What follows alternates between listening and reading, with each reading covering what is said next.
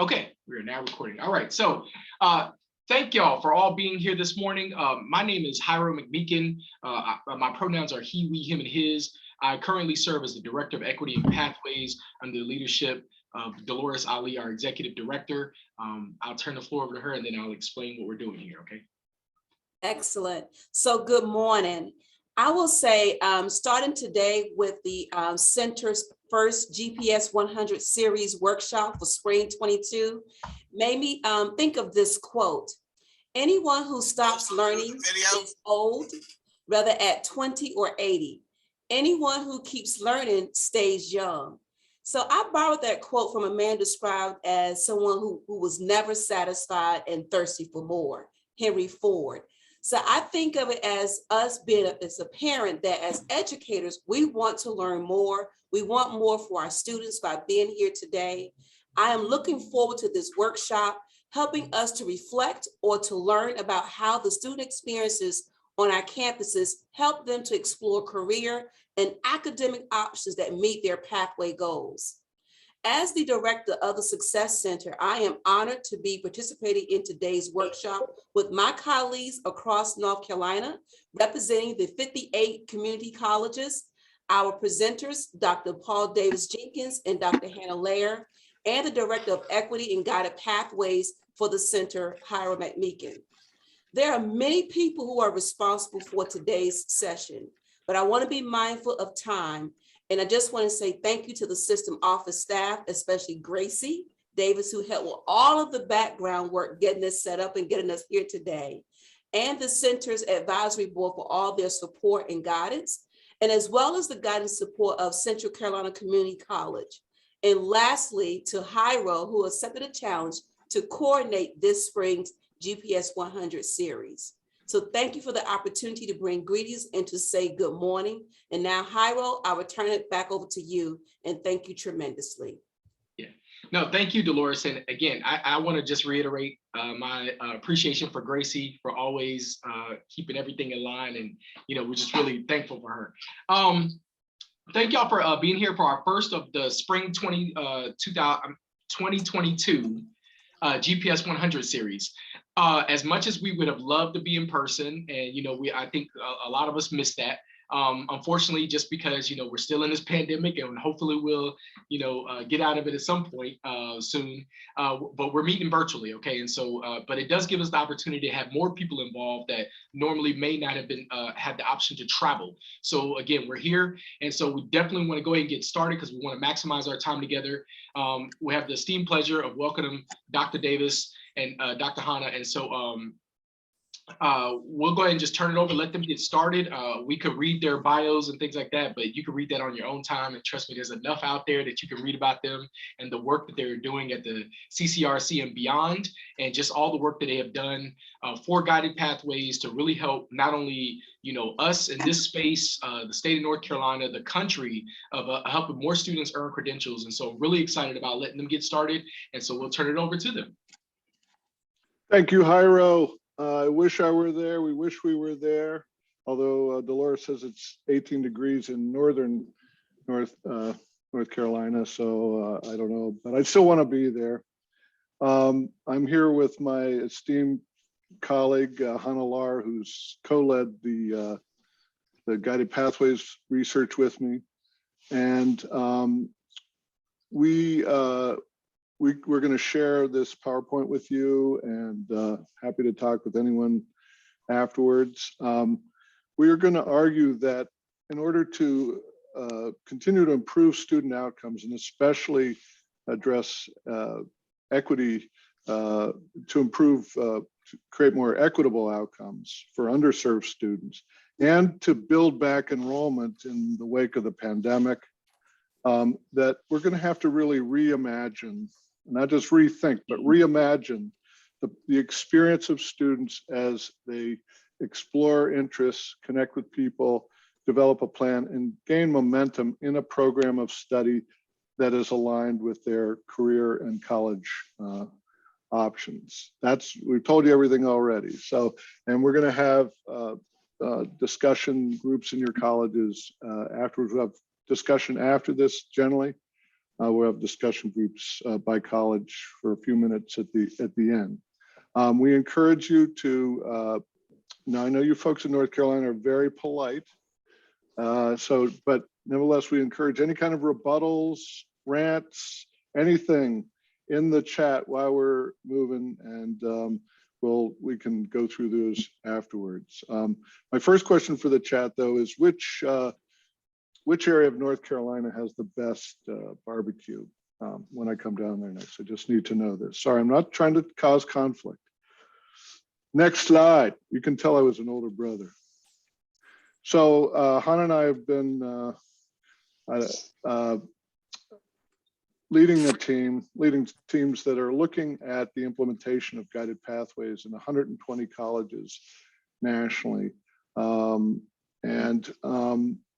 This has led us, next slide, to really not completely debunk, but I would say our thinking has we still think the basic guided pathways model is sound, but our thinking on it has really evolved. And actually, I think we've come to a more holistic understanding that is less, let's say, technocratic and more emphasis on students developing, not just having, being in a meta major or having a plan, but developing a relationship with people in a field of interest, and the importance of not just getting students to college standards, but teaching them to learn in a college way.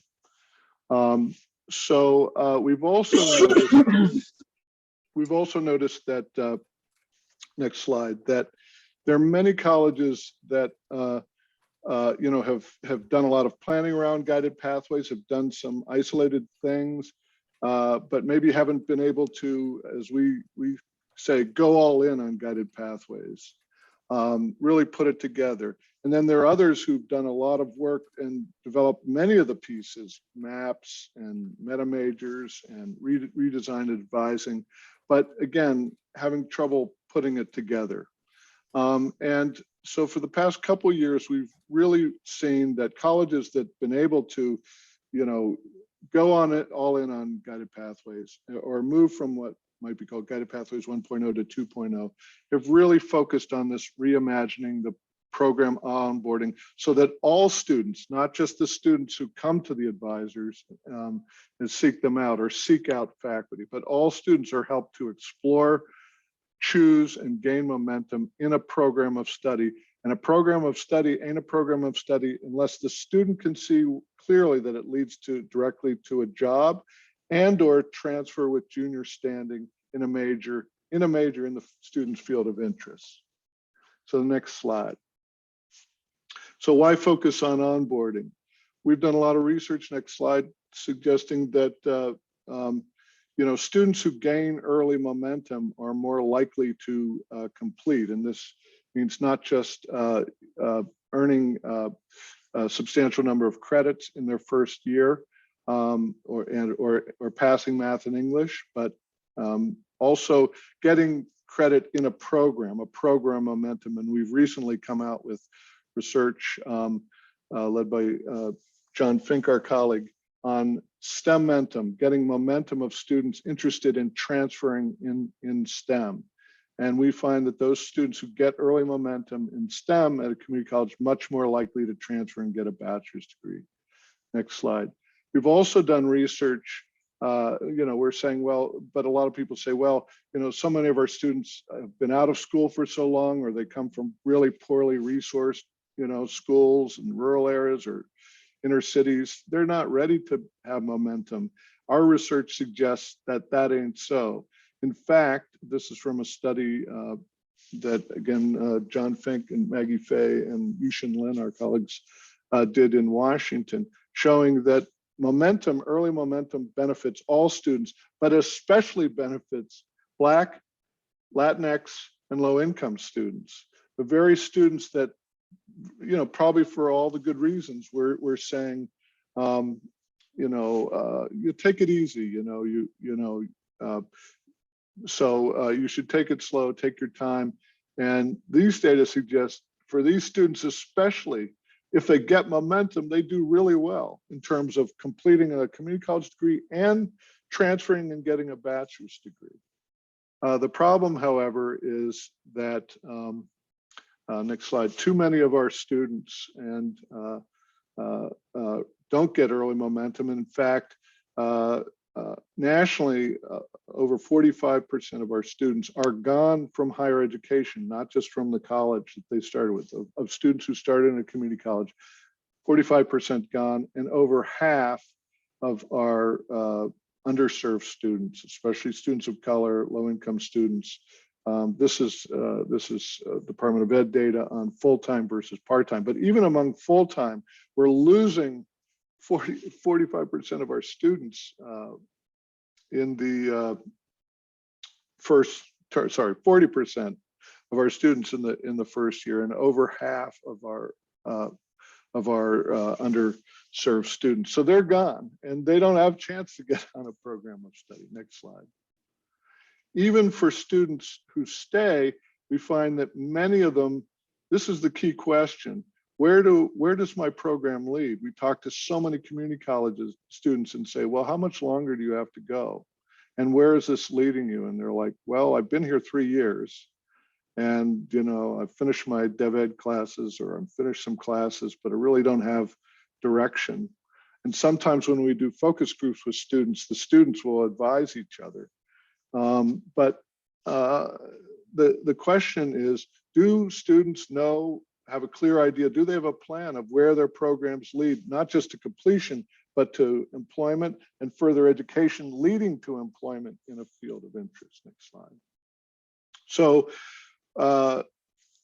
John Fink and I developed this framework and an Excel data tool to help colleges look at what programs are our students enrolled in, and do these students have a clear plan. It's important for success, because we're arguing that students aren't completing because they don't have they're not on a clear plan or program. They're investing money and time in a program that doesn't clearly lead where they would like to go in terms of employment and further education. And as an equity issue, many of our underserved students are disproportionately without a plan. And the other thing is that we can't, in order to achieve equity, we're not going to be able to just improve the completion rates among, say, African-American males, or Latinx students, or low-income students, or first-generation students of just any degrees. They have to complete credentials that enable them to advance either directly in the labor market and/or transfer with junior standing in a major. Next slide. So we've categorized programs, workforce programs, by the wages, the level of the wages that they lead to. And then among transfer programs, we distinguish between structured programs, which are more like AS degrees, associate degrees in science and, say, bio, pre-major paths, versus the typical path, which is the liberal arts, general studies, AA. And then also other students who really aren't categorized in a plan. And what we find, and here's a map, next slide, from a typical college that we see. The green are students who are in workforce programs that lead to low, but we see many students in the yellow who are in general studies, liberal arts, who are sort of in this swampy general studies thing. This is not a pre-major to liberal arts, as we're sometimes suggesting. It's just a bunch of credits that often don't hang together, and when they transfer, they can't apply them to a major. We also see a lot of dual enrollment students who aren't really in a program. And then the blue is the health professions. Those are people who are in the pre-health program. This, by the way, is from a smaller college. So many of our students in many colleges, often it's more than half, aren't really in a program. They don't have a plan. So the question is, what is their motivation to complete? And that's a rhetorical question. Too often in this work, and this is maybe the most important thing of our research, and I think what's changed our thinking. We've talked so much about academic readiness, but what really matters is student motivation.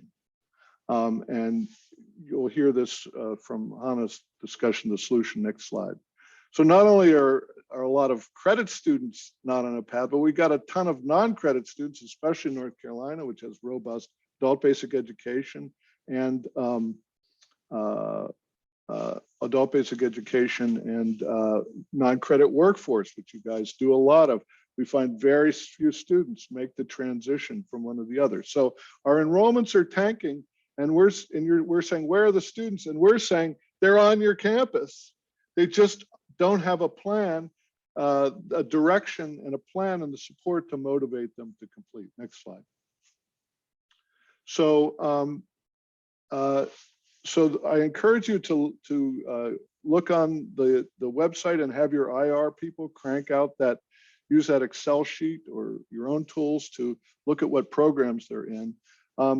We just came out with a blog and a tool that uses IPEDS data to enable you to see what kinds of programs your students are completing. And the question is, do these programs lead to jobs or transfer in a major? And as you can see from the title of our blog, we argued to build back enrollment in the face of COVID and to achieve more equitable outcomes. We would argue students or community colleges have to ensure that their programs are worth completing.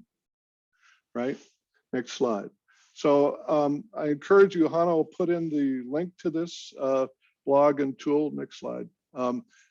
Sorry. The tool tells you what credentials, and this is for North Carolina community colleges total. You see the gray is short-term credentials, short-term certificates. The orange is longer-term certificates, and the blue is associate degrees. So the question, you see all those short-term certificates, is do those short-term certificates lead to jobs, or jobs at least that will enable them to advance, and do they lead to further education at the long-term certificate or the associate degree level? Next slide. This data also has, for all programs, earnings data for students who aren't in school 2 years after they graduated. And again, this is for North Carolina. And you see 4 bars. The bottom bar is programs in North Carolina for which there aren't college scorecard data on earnings 2 years out. But the top 3 are divided by high, medium, and low earnings, ranges of earnings 2 years out. And you can see the bottom bar, especially, or the second to bottom bar, especially this liberal arts program, students who are graduating with the liberal arts degree are not making, and who have not transferred and they're not in school, are not making wages sufficient to support a family. So again, the question is, are these programs worth completing? Next slide. Now, and you can also look in more detail, I won't go over it here, but you can look by program and look at the racial and gender composition of different programs and see, are underserved students, are African-American males, are Latinx students, are these students represented in high opportunity programs that have a clear outcome for them? And if not, why would they want to complete it? Next slide. That's for certificate programs. You can also look at for associate degree programs. Next slide. Now, of course, the liberal arts degree is the general associate degree. Next slide is meant to transfer, but and transfer is economically valuable or valuable to the student only, however, if they're able to transfer successfully, efficiently, with limited, with no excess credits in the major field. This is a study from national data using national data that finds that only 58% of students are able to transfer most of their credits. Some students can't transfer hardly at all, and students who can transfer most of their credits are 2.5 more likely to, 2.5 times more likely to graduate. So the question, and we've done actually research in North Carolina, which finds on average students who started in North Carolina Community College transfer to a four-year institution, a public four-year, and get a bachelor's degree in North Carolina, earn on average 30 more credits than they need to achieve that bachelor's degree. And for African-American students, it's over 40. And by the way, it's not Dev Ed courses. They're just taking a bunch of Gen Ed courses and other courses that don't apply toward their major. Next slide.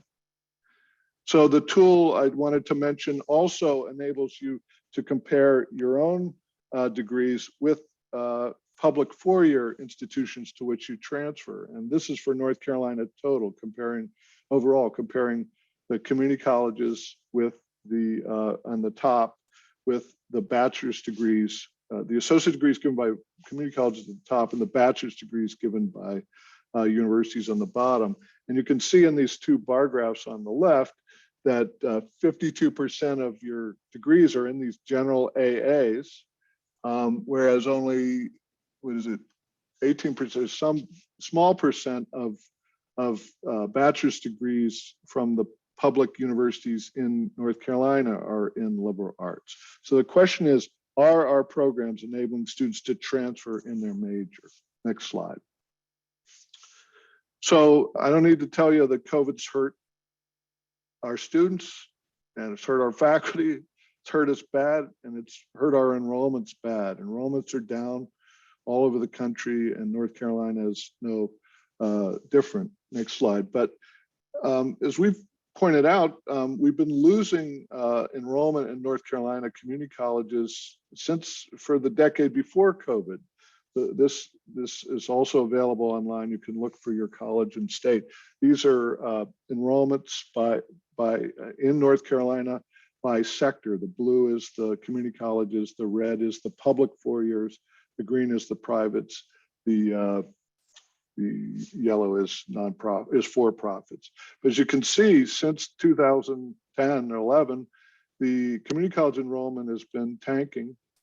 On the left, that's the full year enrollment. On the right, that's the fall enrollment. Whereas the public four-year enrollment completely increasing. And next slide. And when you break this down by student demographics, we see that enrollment by students 25 and older in community colleges in North Carolina, which used to be sort of the bread and butter in many ways of many colleges in the state, has not only dropped since 2010 and even before the Great Recession, but is at historic lows, even lower than the 90s. We're also losing market share, and this is the middle thing, to public universities for traditional college age students. They're going directly to the universities rather than coming through us. And we're trying to backfill for dual enrollment students.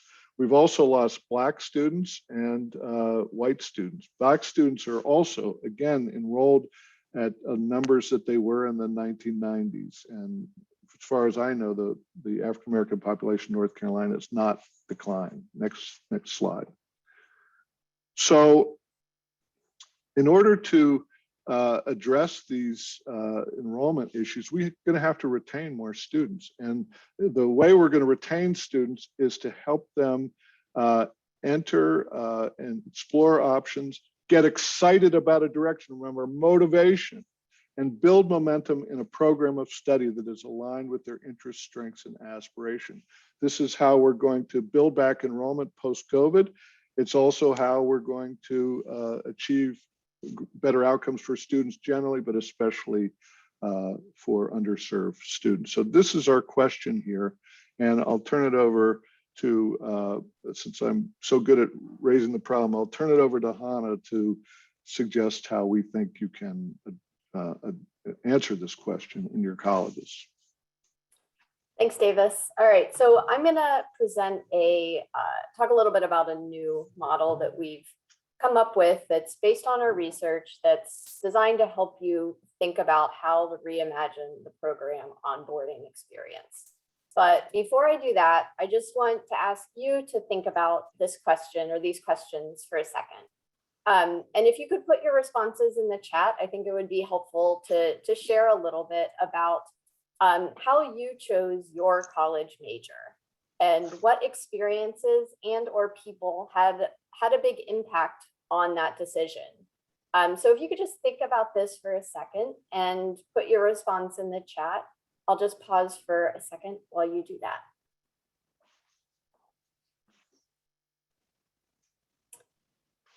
All right, so visited a marine lab while in high school. That is romantic. Fell in love in the marine lab. I'm Took serious. a class in creative writing. What was popular at the time? Considered guaranteed employment. So I volunteered at a hospital. I love being outdoors. I was good at math. Took a class, fell in love with education, loved history, volunteered. Yeah, so this is really helpful. And I think this is helpful in thinking about what we want to prioritize for students and what experiences we want to ensure that all students have at the college. When we ask this question, we often hear very similar responses to what you all are putting in the chat. So awesome classes, great faculty members, an exciting class, a volunteer experience, a work experience, something that was really exciting and kind of captured you and made you, feel really invested and excited in a field. So I want you to, if you could think about like how, what would your experience have been like if you didn't have, these opportunities? And the big takeaway here is that engaging students, and especially underserved students, and enriching academic and non-academic experiences from the start is really critical for helping students explore academic and career options that maybe they hadn't thought about, maybe they hadn't been exposed to, and then being able to enter an educational path that's going to get them on track to achieve what they want to achieve. So I think these experiences play a really important role, and sometimes more important than we think. And so the question as we talk about this model that I'm going to present in a second is how can we ensure that all students get these experiences, and not just students who, happen to be lucky enough to have them or have someone, a family member or someone advise them to get some of these experiences, but just really ensuring that this is part of every student's experience at the college. And this really aligns with what students say that they want. So in focus groups and in interviews that we've done with students, these are the things that they're looking for and what they appreciate. They really appreciate the opportunities to talk to people about different programs, different careers, how they're going to develop a plan to get there. They appreciate the opportunities to interact with faculty members, with advisors, with students who have been at the college a little bit longer, and others who share their career and academic interests. Students really appreciate the opportunity to take a course on a topic of interest to them in their first term. So something that they're interested in, maybe that they hadn't been able to take in high school, something they think they might want to explore. This is really important and can be really motivating and exciting for students. And then this opportunity to develop a full program academic plan or an educational plan. Students love these plans that show them the courses they need to take and how long it's going to take them to complete their degree. So I'll talk a little bit more about plans later. But this last point here is that students who have clear career goals are going to need different kinds of support than students who don't. And I just want to keep that in mind throughout this presentation, that there isn't going to be sort of one experience that we want all students to have. Different students are going to need different experiences, different types of supports. So it's really about thinking about how can we provide the students the support and the opportunities and the experiences that they're looking for and that they're going to need. And to do that, we need to learn more about the students from the start, from even before they apply. So I just want to encourage you to keep that in mind as we talk about this framework. So we call it the Ask, Connect, Inspire, Plan framework. And we think that in order to achieve those more equitable outcomes, you need to first ensure that every student is having a program onboarding experience that's shaped by these ideas and that's tailored to what the students need. So we propose that you can reimagine program onboarding through these 4 practices. So first, by asking students about their interests, their goals, their life aspirations, in order to help them identify a program that's at least initially a good fit. Then by connecting students to faculty, to peers, and professionals in their programs to help them build a program and career community. So that networking piece, that feeling like you're part of a community, facilitating that sense of belonging is really important. But to do that, it builds on the asking part of this. And then by inspiring students about being in college and passionate about what they're learning in their program of study. And then by planning an individualized educational plan so that every student knows which courses they need to take to complete their program or to transfer, and what kinds of career opportunities their program leads to. So I'm going to go through these one at a time and also give you some examples about some of the things that I'm talking about here. But as I'm going through these in more detail, I would encourage you to think about the students who started out in the fall semester at your college. So in fall 2021, how much did you learn about, or were you able to learn about your students' interests, their goals, their dreams? And what did the college really do to help get them on a path from the start? So just think about current college practice as I'm going through these examples, because what we're suggesting as we're talking about this is not that the college, do a whole new set of things. It's really going to be thinking about things you're already doing and building on those. So that will help set you up for the conversation we want you to have with your college team a little later on. All right, so I'm going to start with ask. This is the first part, and it's about engaging every student in an ongoing conversation about their interests, strengths, and aspirations, and then guiding them to programs and people at the college with similar interests. So the thing with ask is that it's not just a question. So it's not a, what do you want to major in? It's really an iterative, ongoing conversation and really a developmental process to help students explore their interests, recognize some of their strengths, and identify educational and career paths and opportunities that align with those interests and goals. And as I mentioned earlier, we want to provide all students with the support that they need. So to determine how to tailor supports for different students based on their unique needs, their interests, this asking is a really critical first step. So on this slide on the left here, what I have are some examples of strategies that you could use to to facilitate the asking. So some colleges are implementing some intake surveys and career assessments that all students are asked to complete very early on. So maybe as part of the application process or before orientation. And then this gives people at the college, advisors, counselors, faculty members, more information about the students from the start. And the key with something like a survey or an assessment isn't just that we're going to give it to a student and then they have the results. The key is that you give them an assessment, a survey, and then that sets up a conversation between the student and a counselor, and an advisor, a faculty member, who's going to help them kind of dig through this, figure out what it means, think about how it can connect to different programs or careers at the college.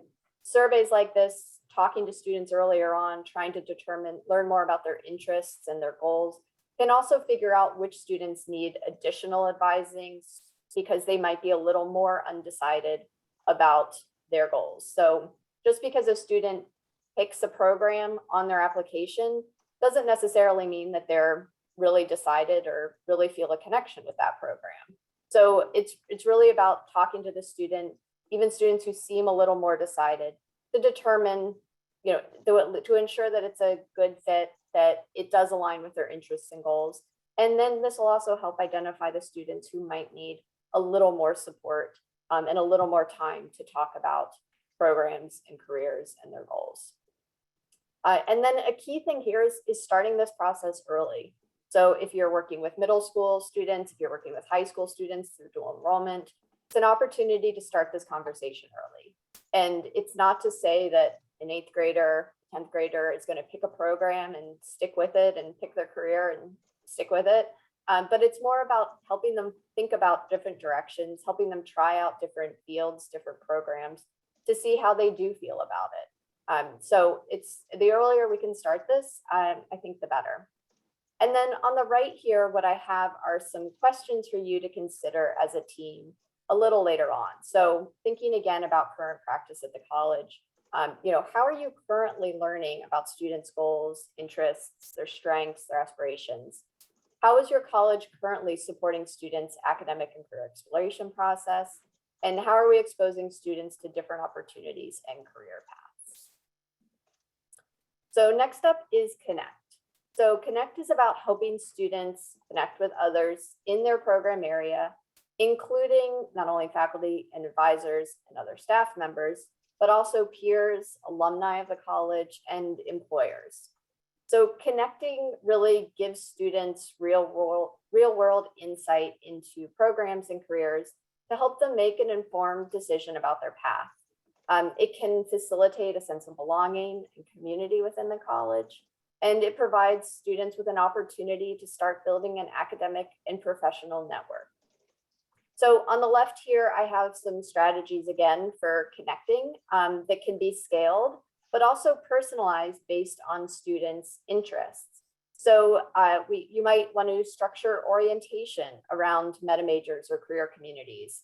And so some colleges are holding separate orientations for different program areas, or they're incorporating opportunities for within a general orientation for students to break into groups based on their intended program area. Other colleges are hosting events throughout the year to showcase different programs and fields and to introduce students to faculty, peers, alumni, and employers. These can be structured as like program information sessions or as career days, but it's really about just giving more opportunities for students to learn about programs, learn about careers, and to meet and start networking at the college. Other colleges are designating faculty members kind of as faculty liaisons or mentors to be a dedicated person that students can go to with questions or advice about the field, what it's like working in the field, different opportunities to find internships or other work-based learning opportunities. So in addition to having like a professional advisor, having this faculty mentor as well is also important. And on the right here, again, I have just some questions for you to consider, but thinking again about current practice, how are students connected with students, faculty, and other people in their field of interest or the meta major? And how could people within programs and meta majors help students develop a sense of belonging, feeling like they're part of a field, feeling like they're, I'm a STEM learner, I am a business major, so feeling this connection with their field. Davis, did you have something to add? Okay. All right, next up then is Inspire. So Inspire is about lighting the fire for learning and getting students excited about both their program and about being in college. So Inspire strategies here on the left, it's really about moving away from building first term and first year schedules for students that consist almost entirely of developmental education, general education prerequisites, and instead ensuring that all students are able to take a course in a topic of interest to them in their first term, or a course in their program of study in the first term. Again, this builds on Ask and Connect because the only way to help students take a course in a topic of interest to them or in their program of study is to first learn about their interests. So these all sort of connect together and really ensure that students are having this engaging first year experience.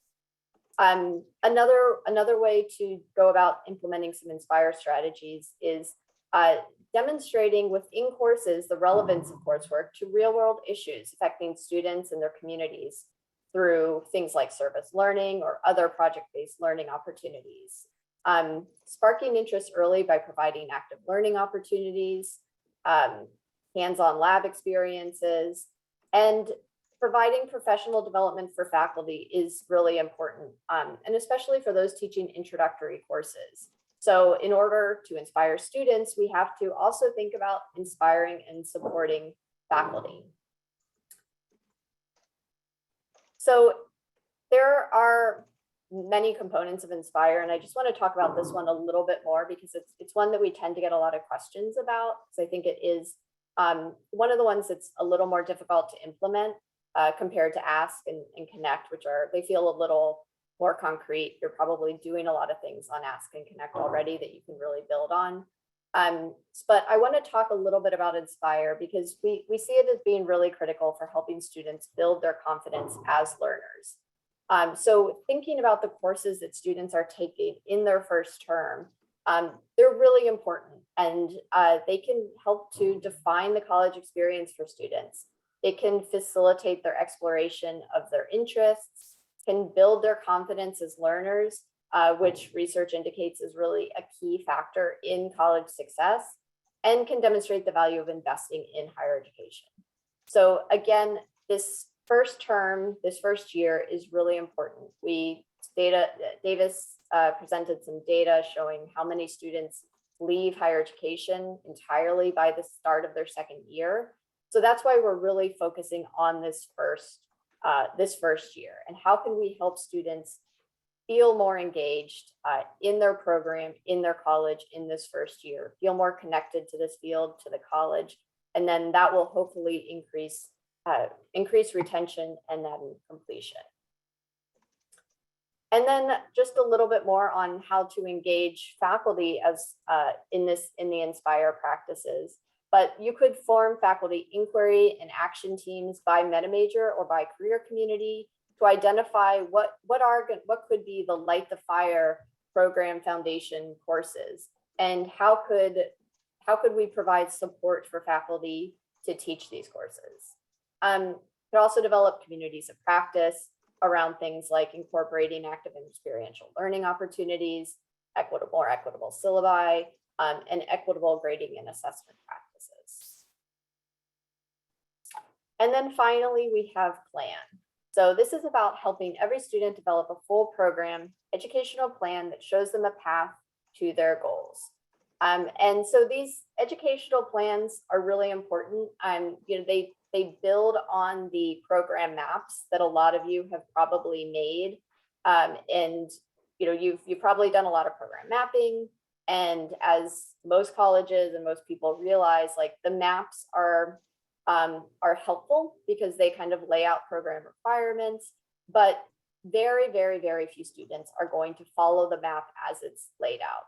So this educational plan is about a conversation with students that will enable an advisor, a faculty member, a counselor to work with a student to develop a customized version of that map, which we call a plan.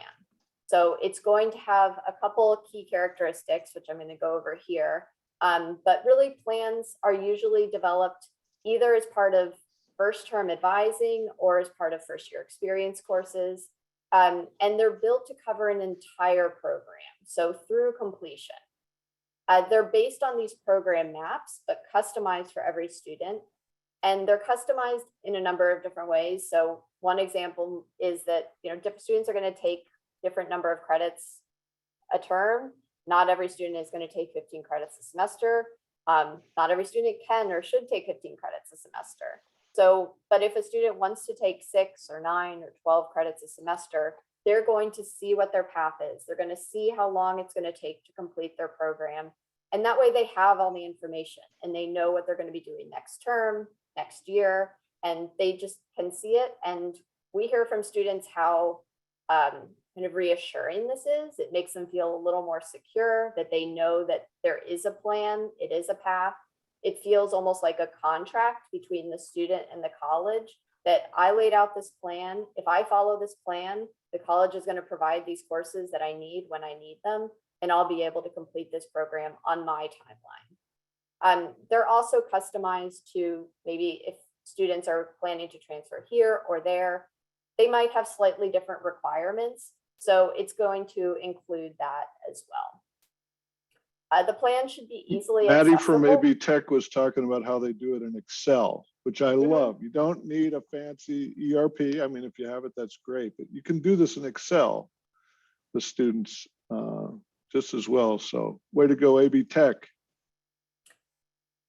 So the plan, whether it's in Excel, whether it's in, Student Planner, DegreeWorks, wherever it is, it should be easily accessible so that a student can see it, so that a faculty member, advisor, ideally, it's nice if anyone at the college can see a student's plan, because students will go to different people, to ask questions. Sometimes they might go to a registrar, or they might ask their faculty member or an advisor, or, someone at the college. And if everyone can kind of see the student's plan, then they're able to provide the support that a student needs.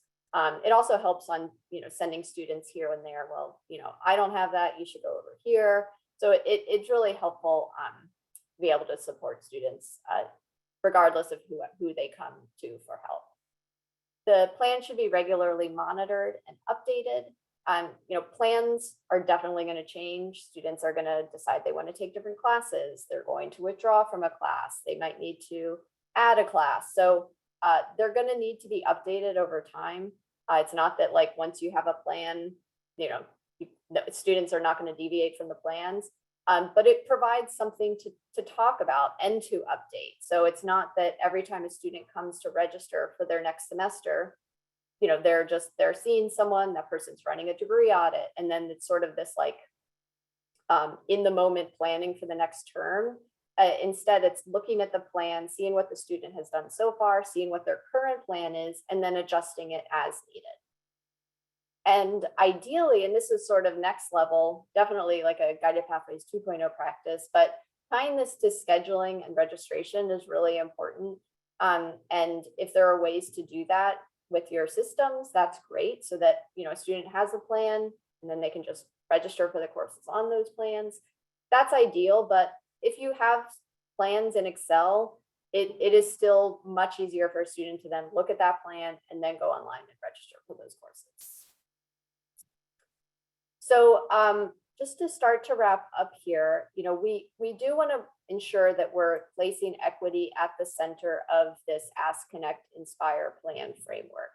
And so to achieve equity in these outcomes, especially for marginalized and underserved students, it's really critical to tailor these onboarding and these ASIP experiences to meet students where they are and to provide them with the support that they need. So different students are going to need different supports. Again, to learn about students' needs and to give them the support they need, these early conversations, the asking is really critical. But just to give you a sense of, how much you are going to have to think about different student groups, and you're going to have to think about who are the underserved students at your college and what is the support that we need to provide to those students. So we included a list here, but there's going to be others at your college that you're going to want to identify and think about, and then think about how can you tailor asking, how can you tailor connect and inspire and plan to these students. So let me pause there and see if there are any questions before we move forward, or Davis, if you have anything to add. Next up, what we have are just a couple of questions for you to think about in your team. So thinking about kind of current practice, what you could do, and then how you would begin to tailor those experiences. But before I list those questions, let me just pause, see if there's any questions in the chat, or if anyone wants to raise their hand, I think that's also fine. Or if Davis has anything to add.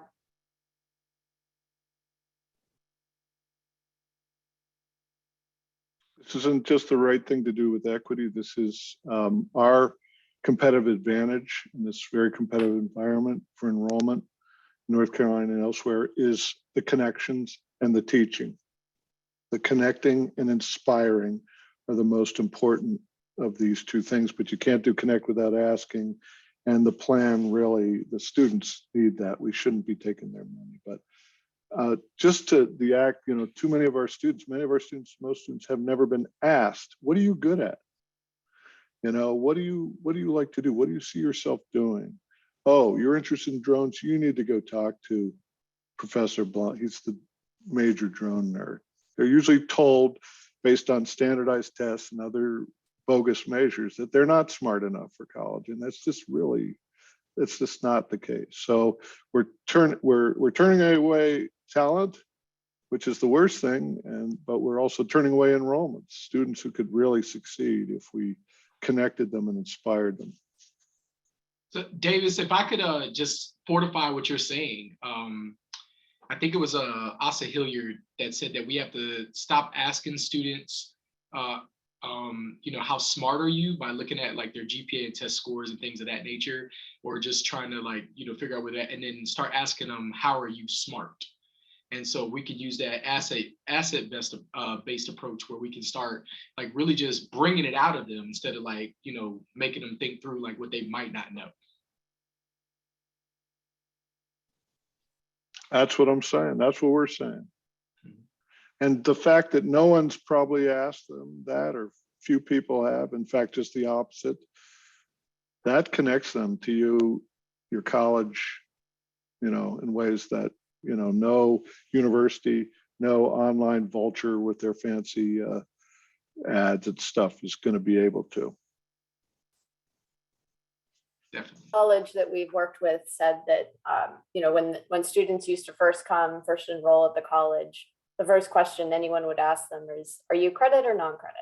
And then that kind of sends students down a path. And if they're, they say credit, then it's like, are you transfer or workforce? And so we just kind of put students in smaller and smaller boxes from the start. And instead of asking them what they, what do they want to do? Like, what do they want to do? Why did they come to the college? So they kind of flipped it. And now the first thing they ask the students is like, what are you interested in? What are your goals? And then help determine what's the right place for the student to start.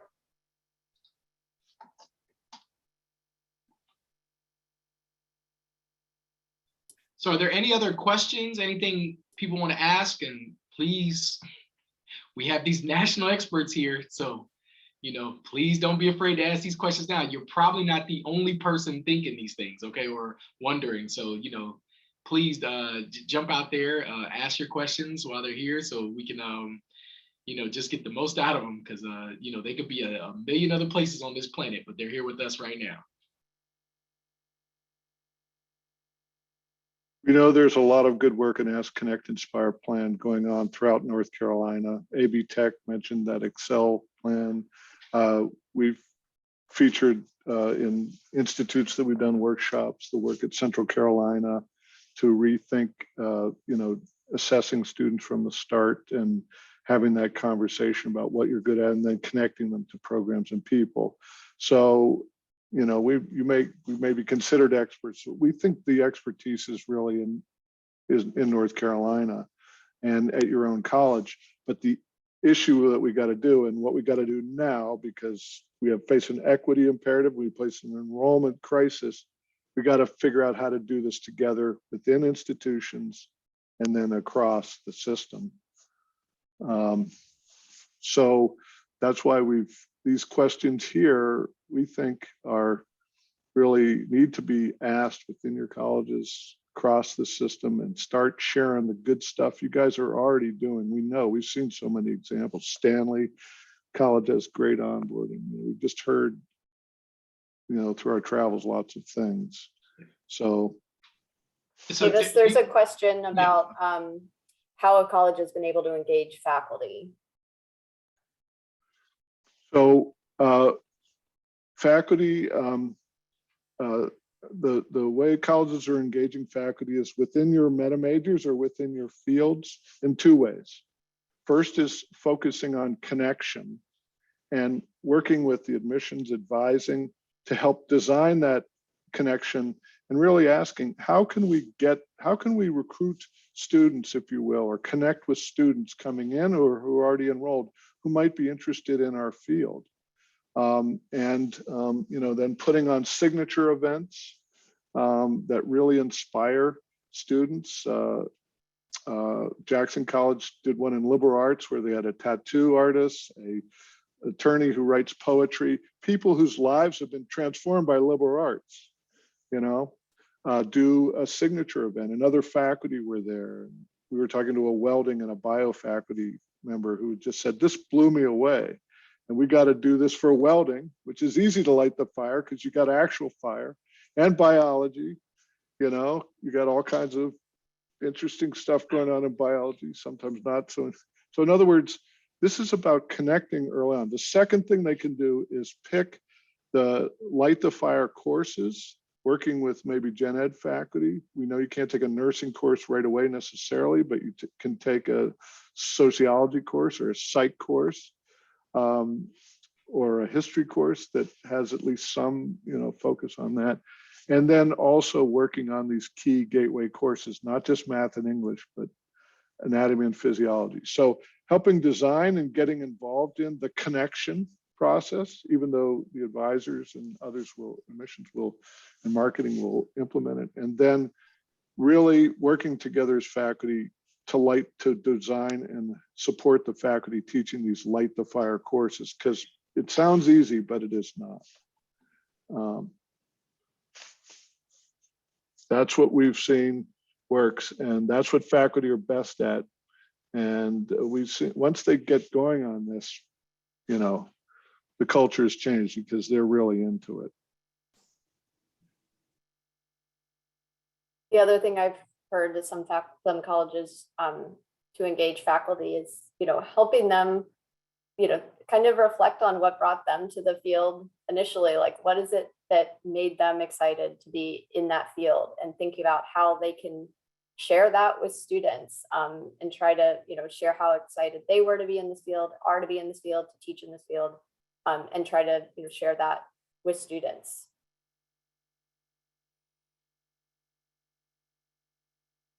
There was one more question in the chat. It was, how can I share this information across the board? Because I serve in the continuing education with the transitional programs for college and career.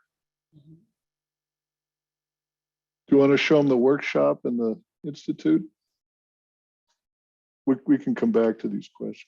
Sure. So we have, we developed a workshop that is supposed to be like a lead it yourself workshop curriculum, where you can, it includes customizable slides, it includes a facilitator's guide and some other materials so that you can lead a workshop and share these ideas with your colleagues. So a lot of it, it's very similar to what Davis and I just presented. So it starts out with a, wanting to help people understand the rationale for engaging in this program onboarding redesign and what we mean by program onboarding, and then helping teach your colleagues about the Ask, Connect, Inspire, Plan framework and how you can take these ideas and adapt them to your college. So I'm going to put the link to the workshop in the chat right now.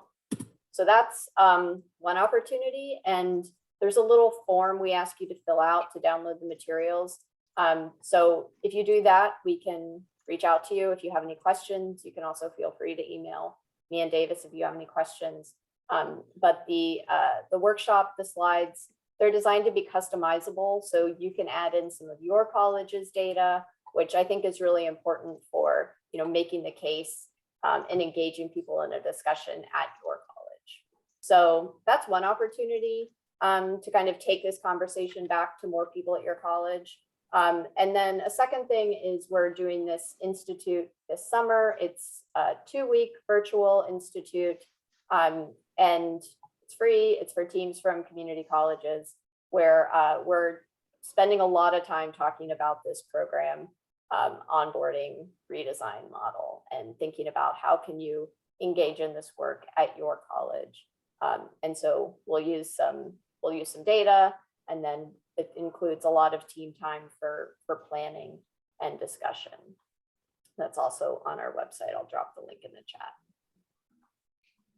But the whole goal of these institutes is to come up with a TED-like talk to create in your own terms and using your mascot or funny things or, the pitch you would make to your continuing education folks, to your advisors and faculty, to your on why, ask, connect, inspire plan. You don't have to use those words. You don't have to use guided pathways. You don't have to use buzzwords. Make it your own.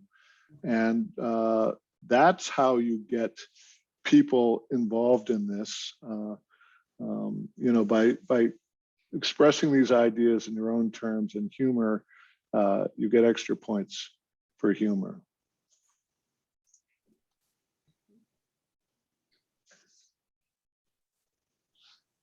You want to go back to the breakouts and breakout questions and send them? Yeah, so let's do this. What we'll do is we'll spend, because this is the GPS 100, and so it was designed to spend about 45 to 60 minutes for our national speakers to talk about a topic, get us thinking, just get the juices flowing. And so then we were going to spend the next 25 to 30 minutes within the breakout groups to really talk through some of these things to figure out how we can actualize them. And so what we like to do is if you have it, I will repost the template for the plan for your school. And so I forgot to mention this at the beginning, and I think I was just so excited for them to get started that I forgot to mention this. So what we're going to do is I'll put the template in the files over here. And so what you would do is your team, you're going to find your room. Once we open up the breakout rooms, each college that was registered has a room. If you're in a college, if you're by yourself or your college didn't register, there is a room called Singletons, which we would invite you to go into. And then that way you can still intermingle with some other folks that may be by themselves as well. So you can still get something out of this with some cross collaboration and going from there. We'll have some folks jumping in and out of those rooms. So then that way, if there's some support needed, you have some questions, if, just help you brainstorm, strategize, whatever that is, we'll go from there. And so what you're going to do is take this template. You'll see there's some prompts in there. You want to fill those prompts in. It gives 3 slots for something that you want to prioritize and work on. Develop a goal for that. Figure out who needs to be a part of it. Think of some steps that you can take, and then give yourself a timeline to get that done. And so we feel like this is a great tool for to use. And so the other bonus to this is that if you attend the GPS 100 series, you or your team, and however you decide to do it, when y'all turn this into us, as long as you turn it in by April 10th, then we'll offer, the Student Success Center is going to offer you some additional support to go a little bit further than what we're offering with the GPS 100. Okay, so from there, again, if you don't see your college or you're the only person from your college, go to the room that says Singletons. If you have any questions, feel free to send a message to either myself, Dolores, Gracie, and we'll get you straight, get you to where you need to be. Other than that, though, go in those rooms with your team, your college. Hopefully there's more than just you there, but if there's not, so be it. But if there is, want you to really start having some discussions. And then what we'll do is we'll put these questions, we'll send them into the breakout room. So then that way, all of you can start asking yourself these questions as well, okay? Do we have any immediate questions before we get started? Okay, and so what we'll do this for about 25 minutes. We'll come back and see if there's any general things that people may want to share. If not, we may end early, but just to let you know, that's how we're going to do it. So that way people can have a chance to dialogue and share across the state. Okay. All right. 1 second. Breakout room. All right. You should see the option, your breakout room. Oh, are these not in alphabetical order? What happened?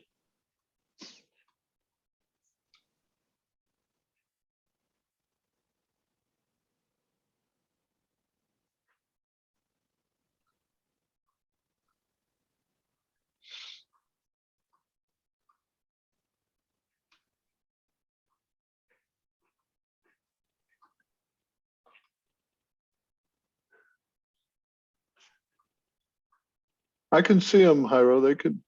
I could see the colleges. Yeah, but I don't know why when I put them in, they're out of order. They were supposed to be in alphabetical order. I don't know how that happened. Zoom zooms in mysterious ways. Yeah. Question is, who's zooming who? Yeah. I'm telling It's you. a Oh, great song, Davis. Remember the song?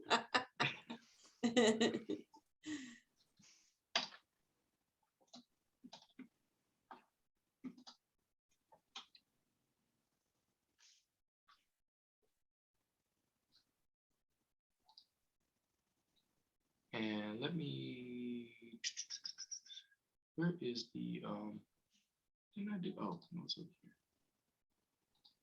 Where are you from, Chuck?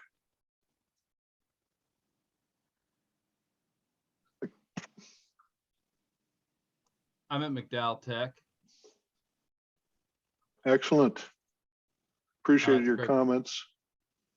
Yeah, no, this is, yeah, you have sparked a huge number of ideas. Like I want to like get a faculty team together right now to start talking about what got them excited about college and how we could bring some of that excitement to our own place. And share that with the students. Students, Exactly. Well, right, we may be exactly. dinosaurs to them, but you know, we But once had a life. Yeah, you know, and I think we represent something that they're here to get. So, you know, Connections with people like you have connections that, you know, so. Bring high school sophomore classes on board from your local high schools, have them choose a field and connect with students and other meta majors, and then have them develop a plan. I mean, you know, it can be an Excel. It doesn't, you know, we just got to get these students connected yeah, with yeah. people like you and your colleagues. Yeah, one of the cool things, we've got one woman who's super dynamic and she runs a summer camp program for middle school students here on our campus. And, you know, we're a small county. There's nothing for young people to do in the summertime, and it's gold.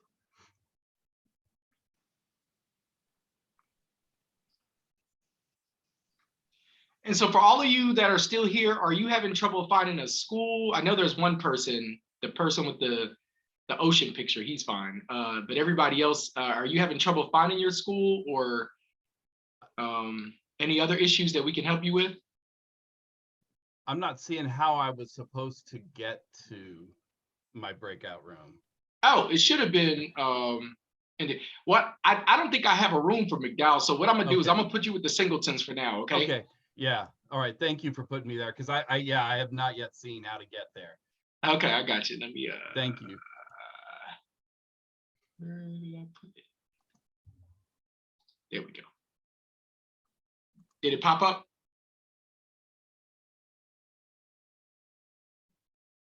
Did it ask you to join? Okay, it did. Okay, he's good. Okay. Emily says CFCC isn't listed. Emily Harwani. Did I not make a room for Cape Fear? So maybe the singletons or.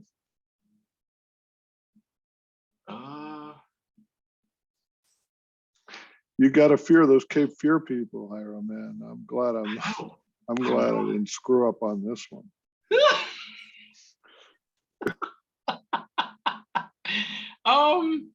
And we don't have a Cape Fear room. Hold on, let me try to. I don't think I could add one now. Nope. Cape Fear, I'm sorry. If you please forgive me. If you can move into the I guess the singletons. Yeah, she says she's a singleton today, so don't feel so bad. Yeah, I'm sorry for giving you a hard time. That's no. Davis, you are allowed to give me a good time, man. I appreciate you, brother. I appreciate I was an oldest brother. Yeah. Hi, Like, bro. I'm the Also, oldest Emily Harney, Yeah. she needs to be put in there as well. In the singleton? Yes. Okay. I don't want. You said Emily. I don't see it, Emily Harmony. That was the Cape Fear. Okay. And K.M. Anderson? Okay. Where do they need to go? To Singleton? Yes. Oh, okay. Got him.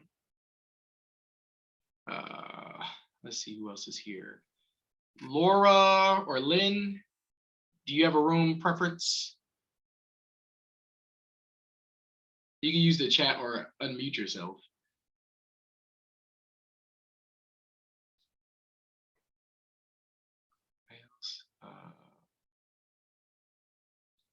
And then I have a Veronica and a Hatchet and a Maggie.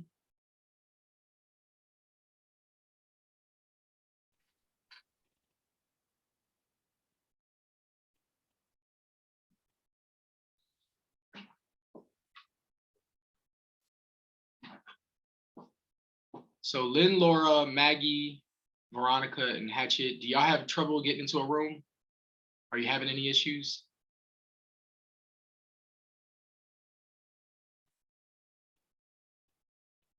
You know what? Now I learned, right? So I know going forward, next time we do need to ask people to put their school in their title with their rename themselves with their school in it, and we can get them in there. Oh, I'm gonna pause. Okay. All right. Welcome back, everyone. Hope that your breakout discussions were very informative and valuable. We hope that you were able to just start the discussion on getting some things going, especially using that template to figure out like, hey, what's going to be our goal? What are we going to start working on? And so, again, the whole goal of this is just to, what can we be doing better? How can we share what we do and how that may work for us and work for other colleges, is, you know, so we can all share best practices. The thing I've always loved about this industry is that we all have our own service areas, so you can share best practices openly without fear of, you know, competition and things of that nature. So, you know, that way we can all help each other, help make North Carolina better, and get us all work. Because I don't know about y'all, but I need to make sure that people are working, so pay for my retirement. That's a ways off, but I still that's one of my goals. All right, so thank y'all. And so what we'll do is these last couple minutes, if anybody has anything they want to share, any other additional questions for Davis or Hana, so this is the time to ask. So I'll leave it open right there, and then we'll go from there. Okay.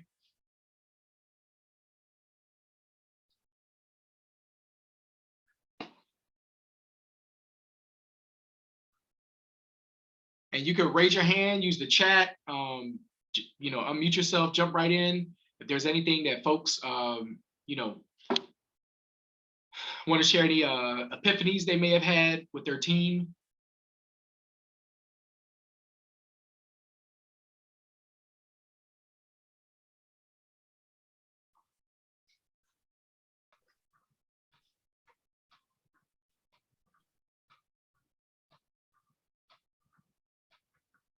Okay. Hey, Scott. I think Scott has a question. Hey, everybody. Yeah, we had a good chat about just how different faculty may think about this. Our dean over our career and technical areas said if you get a student to go talk to one of those faculty, they're going to sort of convince that student you should be a welder. You know, you got this far. And maybe, you know, they're not fully asking, they're really trying to convince a student who may be not sure. So maybe how to nuance those conversations with those faculty to say, just because they showed up at your front door doesn't mean they necessarily want to be a welder. Maybe that's a first step in their exploration.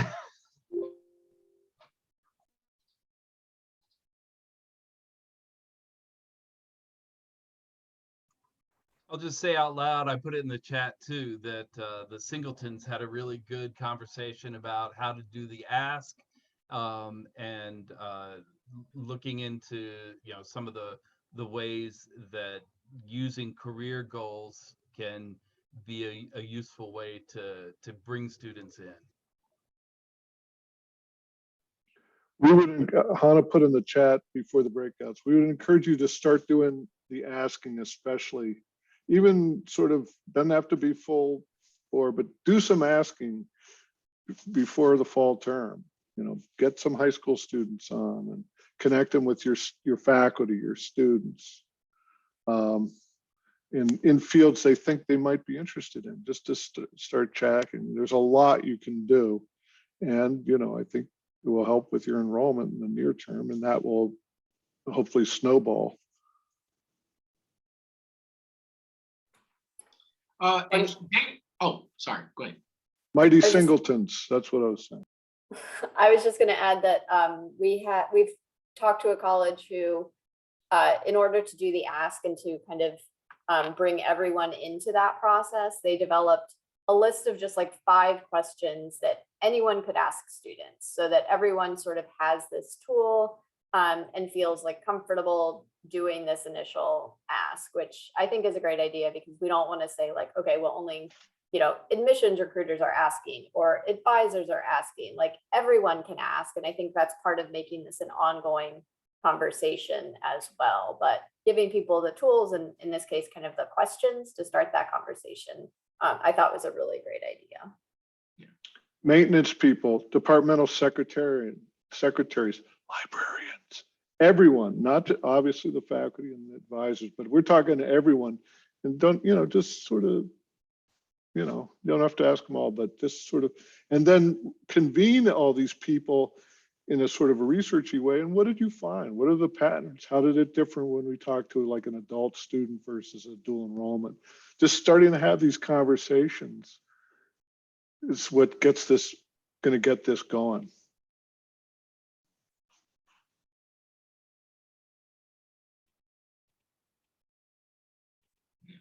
So, okay, well, for the sake of time, and again, I know, especially for my processors out there that just need a little bit more time to, you know, think through this, feel free to please use that template, work with your team on what you could do as it relates to, you know, just thinking through what was shared today.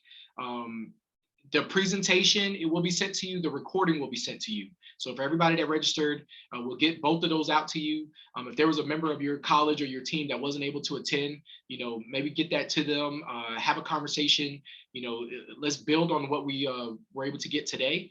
And so we are really, really excited for, you know, what the future holds. Again, can't thank Davis and Hana enough as far as, you know, what they were able to share. And then also just thank you to those of you that were, you know, active participants and, you know, in the chat, and, you know, whether that was sharing, you know, best practices or information, you know, or just asking questions. I think it makes for, you know, more robust, you know, experience when we can all just, you know, help each other. And, you know, and so again, I'm very excited about everything that I heard today. And I only got a chance to jump into one room, but, you know, I was only able to jump into Alamance, and just having a conversation with them was inspiring. So again, just really, really happy with how this turned out, everybody that was involved. Please, please, please contact us if you have any questions, if you need more information, and just however we can support you, we want to do that for you. Okay, so again, from just the bottom of my heart, appreciate y'all being here and sharing your time with us. And so thank y'all. We'll again get this out, and if you have any questions, feel free to send them forward. Okay.